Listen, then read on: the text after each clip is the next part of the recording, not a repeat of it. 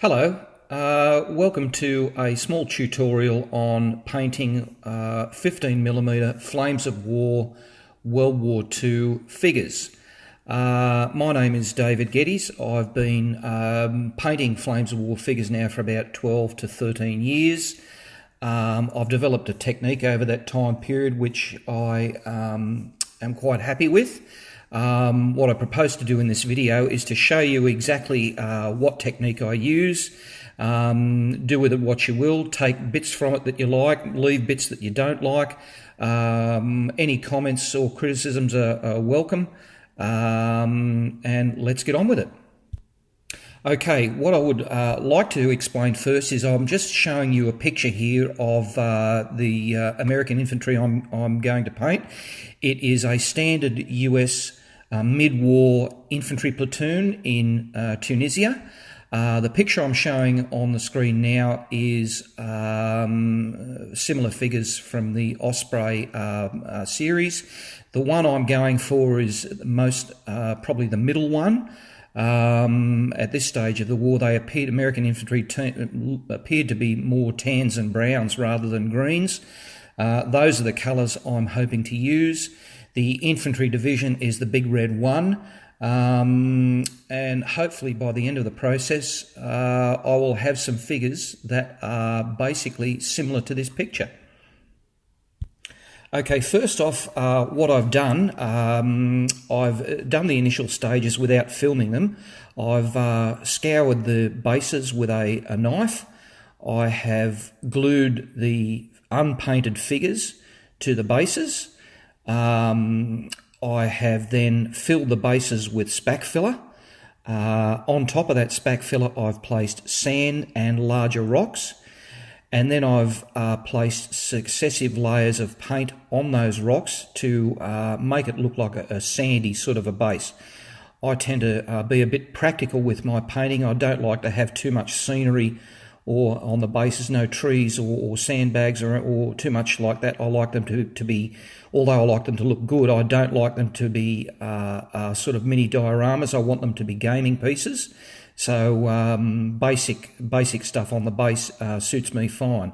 Lastly, on the bases, I go around the edge of those bases with a paint colour, and then the back of the bases I paint a different colour. I generally like to do, if I'm doing one army, I like to do all of the base the same colour so that it belongs to the same army, and then I differentiate each platoon with a different colour on the back of the base. I also, before I've done the painting on the base there, I've painted the figures black, and then when the base is done again, the bases are painted, I like to go over the figures again in black paint just to make sure that they're completely black, because it helps the lines and creases in the painting stand out later on.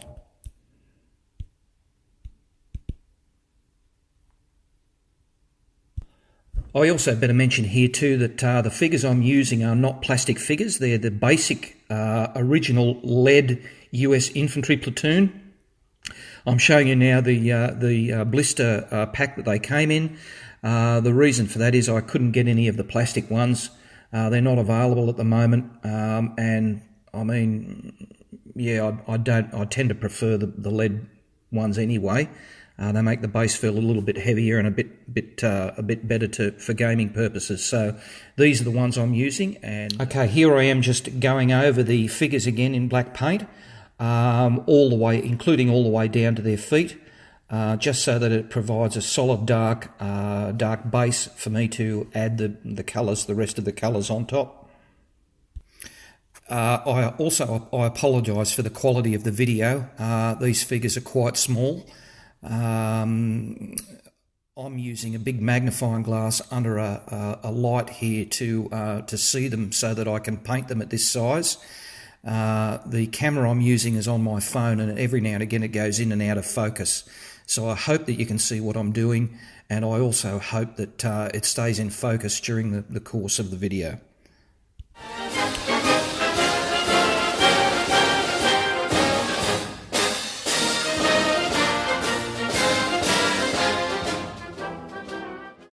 Okay, we're starting now the painting. First off is the boots. I propose to use this reddy brown colour for the boots. After I go over it once with this colour, I then will probably use a mix of this 50% and white 50% just to highlight the boots a fraction. I tend to work from bottom to top and from inside out. So figures are done from the shoes to the helmet, and from the clothes that are closest to the body out to furthest from the body. So here we go.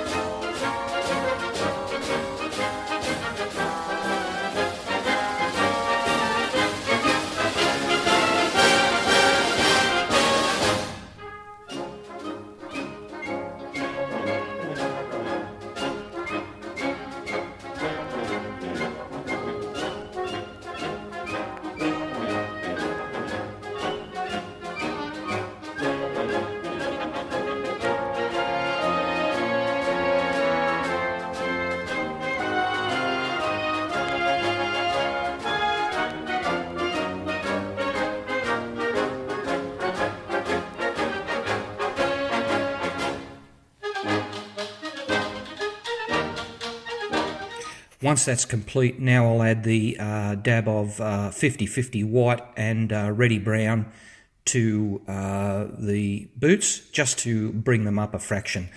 Most of my paints I can't even name the colour for you, I apologise. Most of my paints are so old that all the labels have rubbed off, so I don't know exactly what they are, but they're pretty easy to find if you go along to any stockist.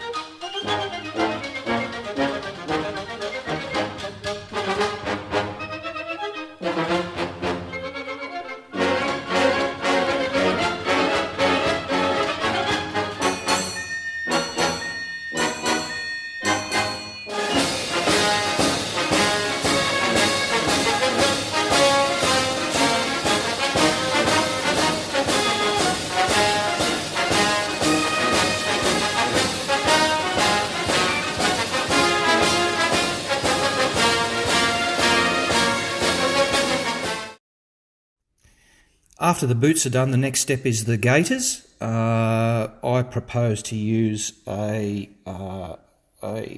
shanty bone colour for the gaiters, just a sandy sort of a colour, just to make them reasonably historically accurate.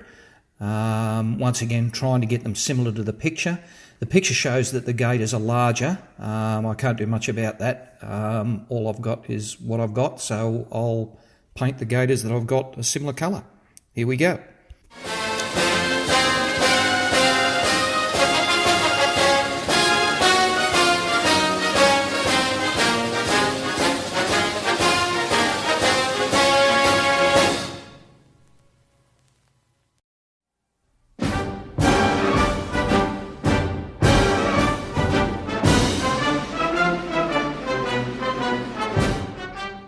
Okay, the gaiters are now complete. Next stage is the pants, and what I propose to do with them is to go over them with this dark brown colour first, but what I want to do is to leave a black line in the middle of the crevices, at the bottom of the crevices and folds of the pants, and then later on I will go over the highlights of the pants with an even lighter brown, trying to get that three colour tone: lower tone black, middle tone brown, upper tone light brown.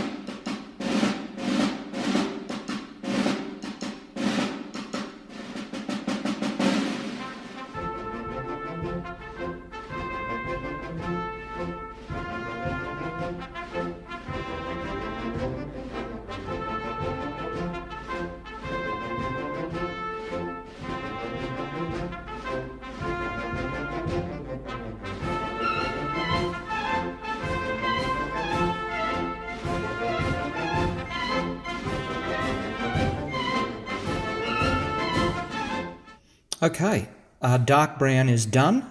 Now to go over the highlights of the pants in a lighter brown.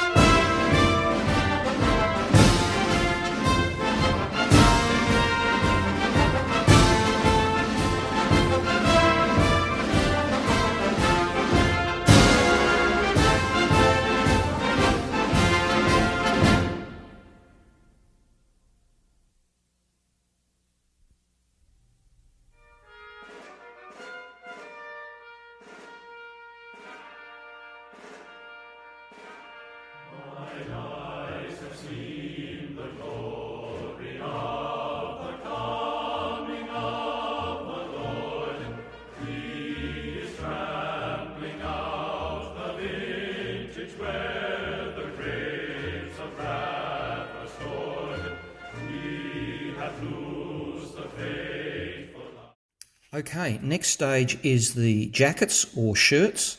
I'm going to use German camo beige. I know the colour for this one, even though the label has rubbed off.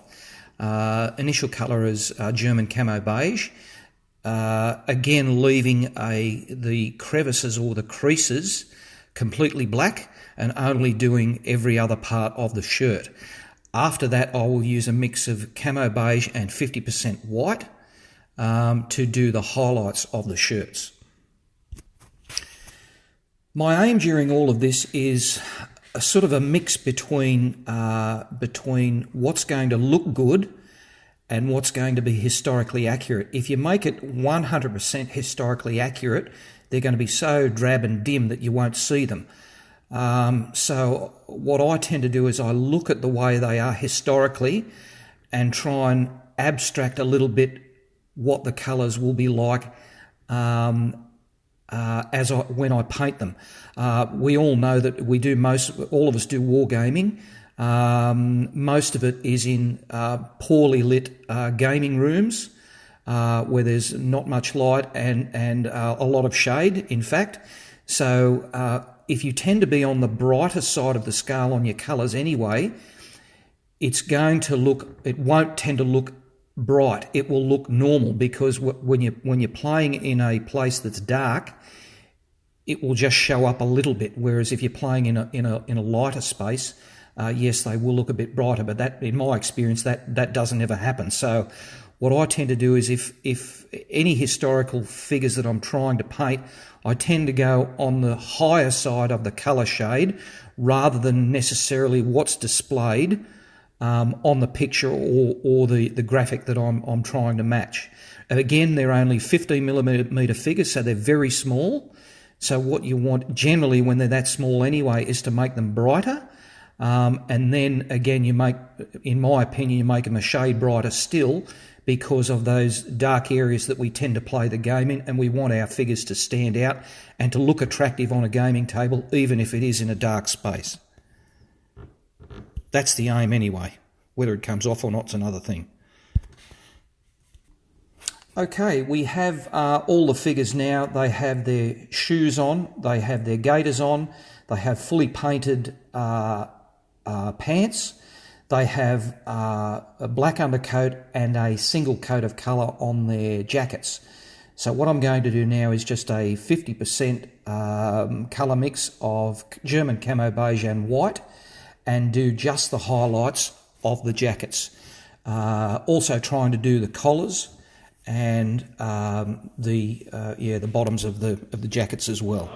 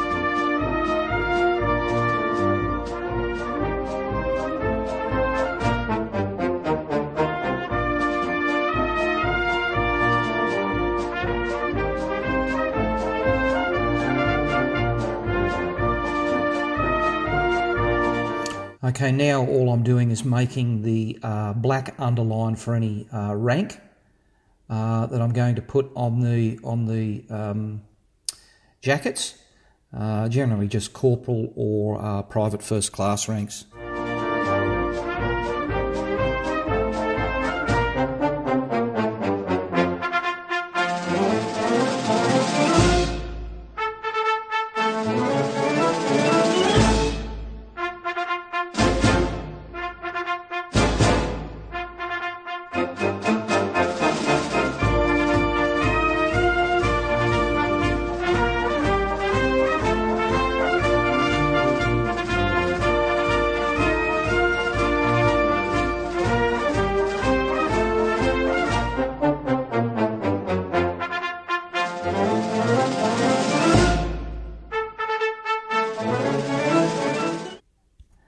And now I'm going over those same places with a yellow for the insignia.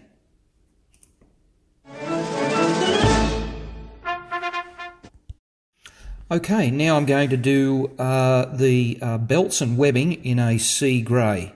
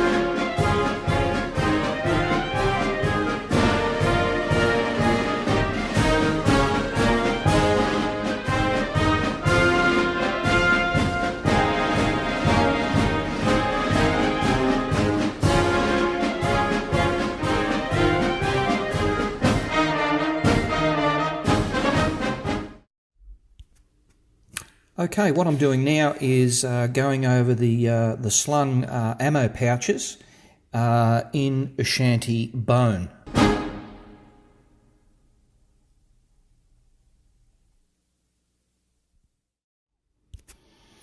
Okay, now I'm just doing the top or the lids of the canteen in this green colour. Not much of the canteen can be seen outside its holder, so it's just basically a dab around where the top of the canteen is. Okay, now I'm doing the bazooka and the bazooka ammo pouch or bag held by the assistant on the ground, and also the rocket that he's holding. Once the bazooka is done in the green that I've shown, I'm going to go over it in highlights, again with a 50% white and 50% same green that I used for the bazooka.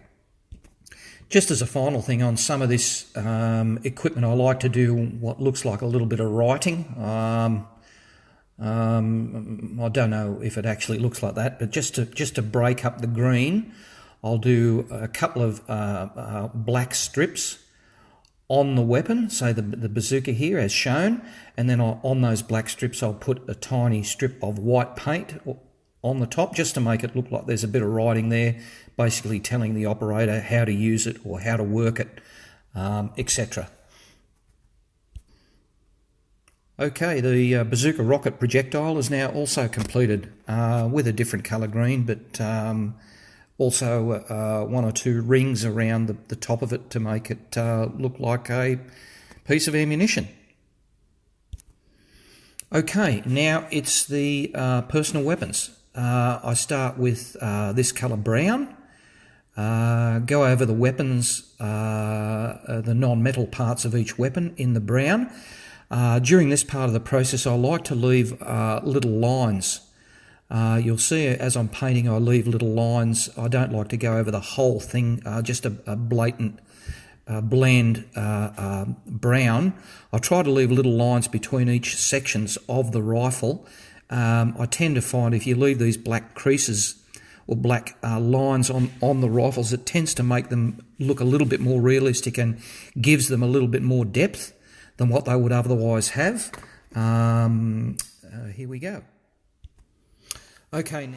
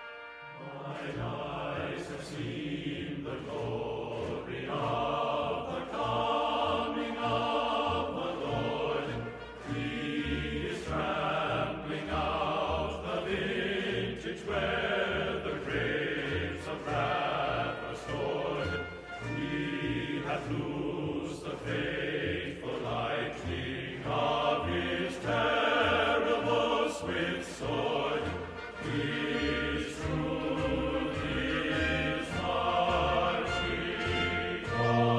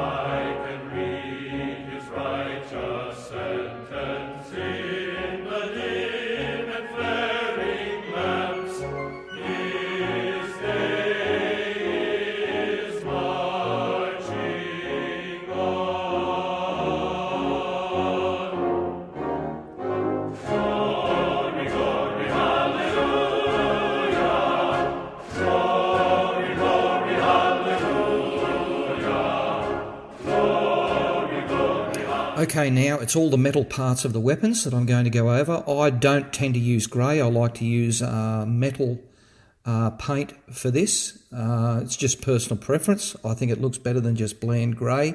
Again, I'm not necessarily trying for 100% realism. I'm sort of trying to judge between what's going to be realistic and what's going to look good. I tend to think the metal colour looks better on the model than anything that's grey, which is what a lot of other painters use, or even a HB pencil. It might be better on a larger model, but I think on the 15mm model, the metallic colours look fine. Here we go.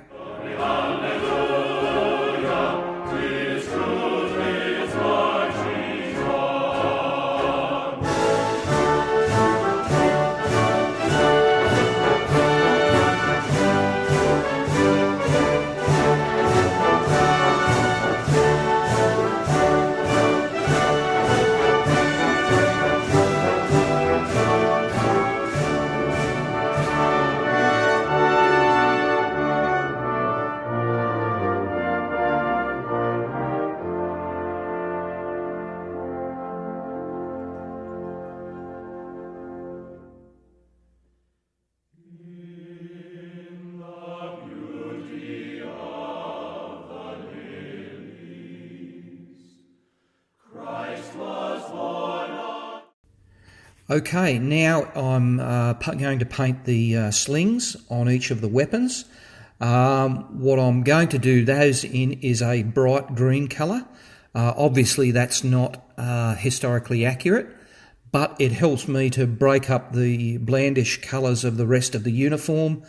It helps to make their weapons stand out a little bit. It's not beyond the realms of possibility that they would have greenish slings, or some of them would.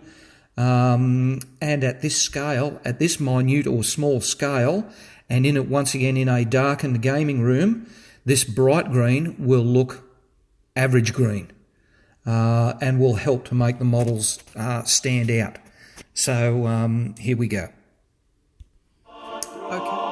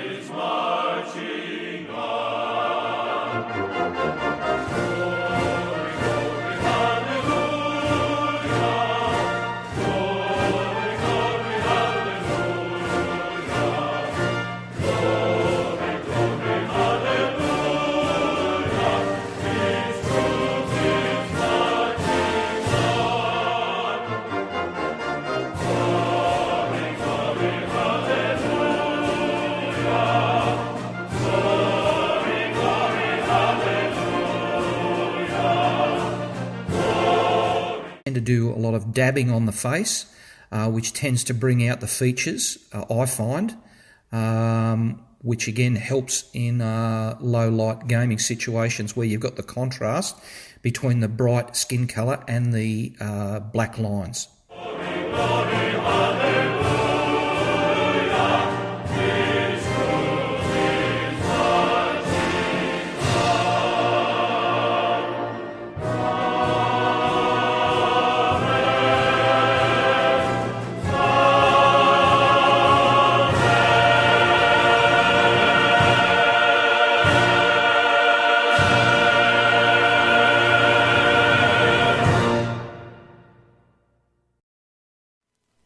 Watch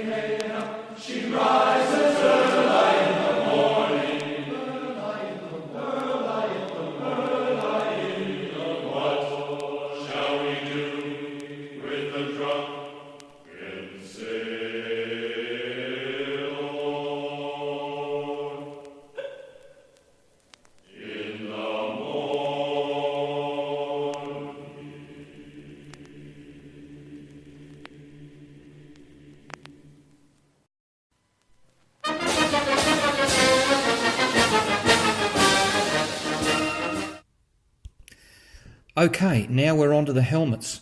What I propose to use on the helmets is not a what would be considered a usual colour. It is English uniform. Here it is here. In a few photos, especially in early war photos that I've noticed, that the helmets can be a sort of a cross between brown and green. This colour is sort of the best colour I have to represent that. I've done other infantry platoons from mid-war in the desert that are US, and it tends to look, I think, quite good on them. That's what I'm going to use here. And here we go. What I do with the helmets is go around the lip of the helmet first, and then paint the top of the helmet, but leave a small black line between the rest of the helmet and the lip. Once again, I find that it helps to bring the helmet out. It tends to give the helmet a bit of depth, and makes it look better than just blandly painting the whole thing one colour.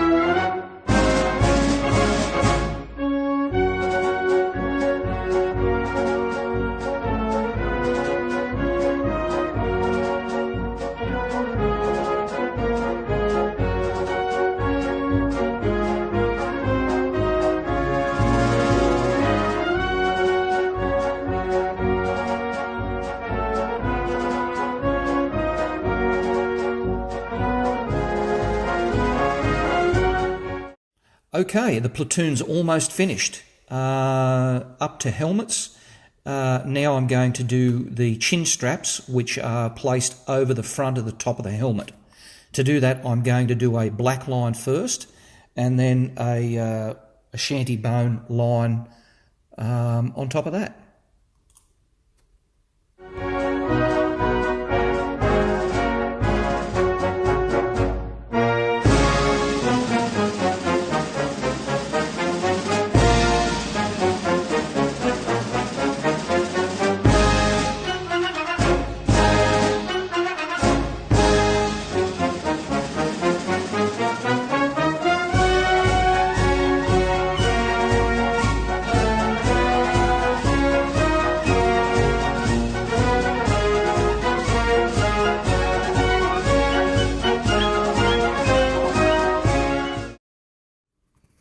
Okay, platoon is now almost complete. What I'm going to do is just a last little thing. I'm going to do a 50-50 of white and English uniform, and just go around the bottoms of the helmets just to make the helmet stand out a little bit from the rest of the infantry figure.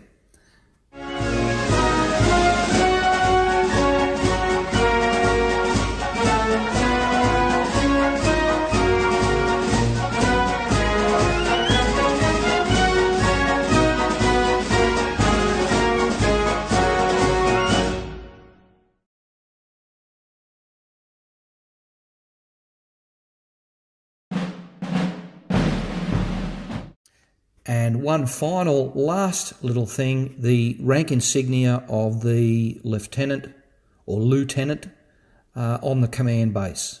It's supposed to be one little bar, I think, on the top of his helmet.